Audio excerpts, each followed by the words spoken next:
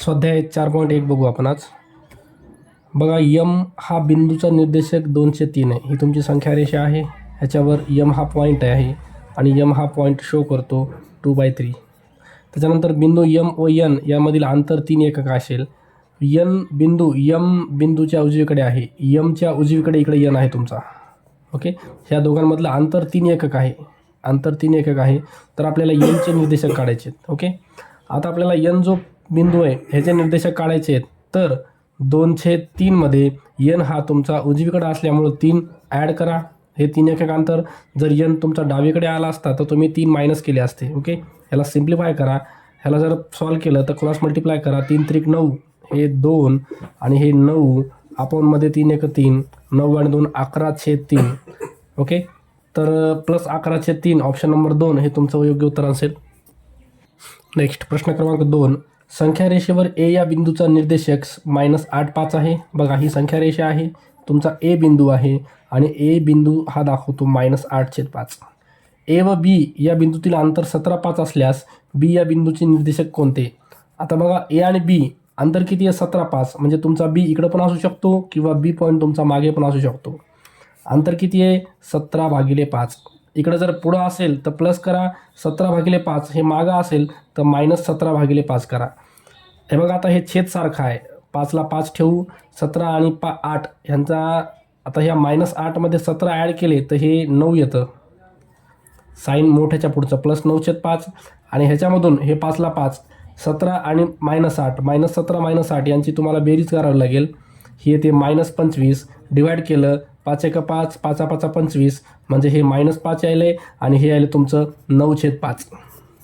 तर बघा, -5 आणि 9/5, -5 आणि 9/5 हे पर्याय तुमचा कुठं आहे? बहुतेक ऑप्शन नंबर 3, -5 आणि 9/5. ओके,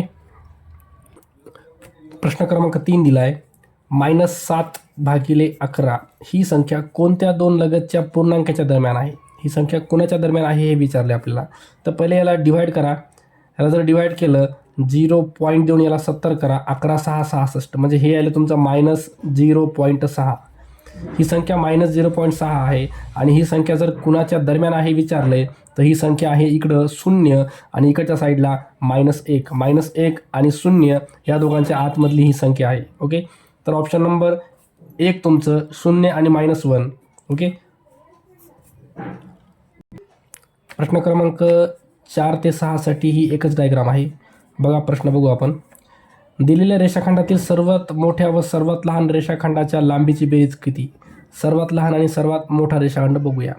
आता बघा, हे जे तुम्हाला दिलेली आकृती आहे ह्याच्यावरून बघा की याच्यामध्ये 0 ते 1 दरम्यान किती तुकडे आहेत? 1 2 3 4 तुकडे आहेत. म्हणजे प्रत्येकाच्या छेदामध्ये किती येणार आहे? 4 येणार आहे.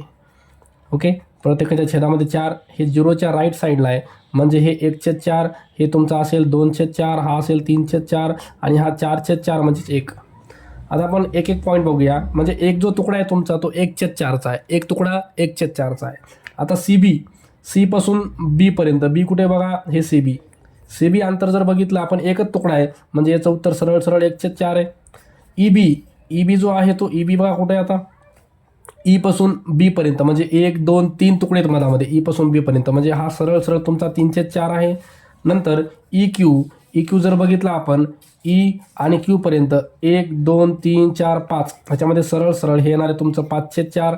त्याच्यानंतर क्यू जी बघा, क्यू आणि जी ह्याच्यामध्ये 1 2 3 तुकड्याचं अंतर आहे, म्हणजे क्यू जी हा तुमचा यायला 3/4. ओके, अशा प्रकारे तुम्हाला पहिल्यांदा सगळ्यांची किंमत काढावी लागेल. आणि आता याच्यामध्ये बघा, सगळ्यांचे छेद सारखे 4 4 4. ओके, तर याच्यामध्ये सर्वात मोठा व सर्वात लहान यांची बेरीज किती?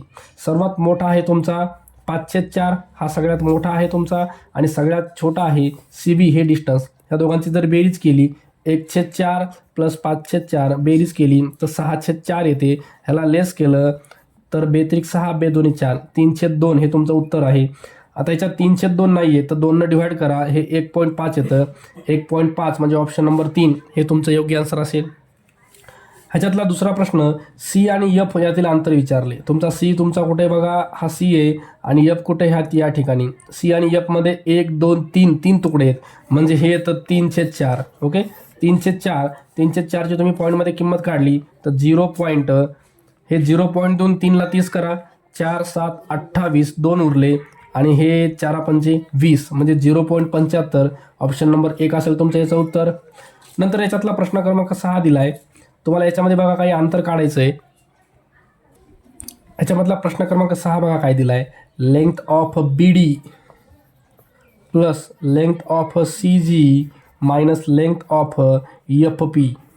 चला बी डी किती बघा, बी पासून डी पर्यंत हे आहे तुमचं 2/4 प्लस सी जी, सी पासून जी पर्यंत 1 2 3 4 तुकडे आहेत म्हणजे हे तुमचं 4/4 आहे minus E P. E P बरोबर आहे, ई पी हे पी आहे, एफ पी आहे, एफ पी एफ पी हे एफ आणि हे पी म्हणजे 1 2 3 हे पण तुमचं 3/4 आहे. आता यांचा छेद सारखा आहे, सरळ 4 एकदाच ठेवा. हे 4 आणि 2 6 मायनस हे 3 तर 6 मधून 3 गेले 3/4. ऑप्शन नंबर 4 हे तुमचं योग्य आन्सर असेल. प्रश्न क्रमांक 7 दिला आहे. इथं पण आपल्याला एक संख्या रेषा दिली आहे. आता ए जो आहे ए हा कोणती संख्या दाखवतो हे आपल्याला विचारले. आता पहिले बघा 0 ते 1 मध्ये तुकडे किती आहेत, 4 आहेत म्हणजे छेदामध्ये 4 येणार फिक्स आहे. आता ए जो आहे ए तर तुमचा डाव्या साईडला आहे म्हणजे 0च्या डाव्या साईडला कितव्या नंबरला आहे हे सोडून द्या. 0 सोडून द्या, 1 2 3 4 5 6 7 म्हणजे हा -7/4 आहे. कळलं. आता -7/4 याच्यात पर्याय नाही आहे, तुम्हाला असं दिलं आहे याला तुम्हाला डिवाईड करावं लागणार आहे. 4 1 4 5 6 7 3 उरले. हा जो 1 आहे तो पहिले घ्यायचा आहे, खालचा 3 वर घ्यायचा आहे आणि हे 4 म्हणजे 1 3 4 आणि ही संख्या निगेटिव्ह आहे तर -1 3/4 -1 3/4 ऑप्शन नंबर 2 हे तुमचं याच्यातलं आन्सर असणार आहे. त्याच्यानंतर प्रश्न क्रमांक 8 दिला आहे. असत्य विधान कोणते, याच्यातलं चुकीचं विधान कोणतं विचारलं आहे. त्यासाठी आपल्याला सगळ्यांचे अंतर काढावं लागणार आहेत. बघा पहिले म्हणले ए बी आणि बी सी इक्वल आहे. आता ए बीचं अंतर बघू आपण. ए बीचं अंतर 1 2 3 4 5 हे आहे तुमचं ए बीचं अंतर. बघा ए बीचं अंतर आहे तुमचं 5/4. बी सी बघा बी सीचं अंतर बी आणि सी 1 2 3 4 5 ह्याचं पण अंतर तुमचं 5/4 आहे. असत्य तुम्हाला चुकीचं विधान सांगायचं, हे सत्य आहे. बी सी आणि सी डी. आता सी डीचं काढा, बी सीचं आहे तुमच्याकडे सी डी, सी पासून डी पर्यंत 1 2 3 4 5 बघा सी डी हे पण तुमचं 5/4 आहे कारण दोघांमध्ये 5 तुकडे आहेत त्याच्यामुळे 5 आणि खाली 4 तर येणारच आहे तुमचं कारण टोटल 4 तुकडे कोणत्याही एका युनिटमध्ये. नंतर ए सी आणि बी डी. ए पासून सी पर्यंत बघा 1 2 3 4 5 6 7 8 9 10 बघा हे जे ए सी अंतर आहे का हे तुमचं 10/4 आहे. लेस केलं तर 5/2 येतं आहे. ए सी तुमचं 10/4 आहे आणि ए सीला सोबत बी डी आहे. बी डी बी पासून डी पर्यंतचं अंतर मोजा. बघा बी डी अंतर 1 2 3 4 5 6 7 8 9 10 बी डी अंतरसुद्धा तुमचं 10/4 आहे म्हणजे हे सुद्धा सारखे आहेत. हे पण इक्वल आहेत, हे पण इक्वल आहेत, हे पण इक्वल आहेत. राहिलं ए पी आणि पी डी. ए पी आणि पी डी बघा. आता ए पी आपण ए पी अंतर बघूया. ए पासून पी पर्यंत 1 2 3 4 5 6 7 ए पी आहे तुमचं 7/4 आणि दुसरं बघायचं तुम्हाला पी डी पी पासून डी पर्यंत 1 2 3 4 5 6 7 8 हे आहे तुमचं 8/4. तर हे जे दोघं जण आहेत ते इक्वल नाही आहेत तर ऑप्शन नंबर 4 हे तुमचं योग्य आन्सर असेल जे की असत्य आहे. बाकी सगळे तुमच्या ऑप्शन याच्यातले सत्य आहेत.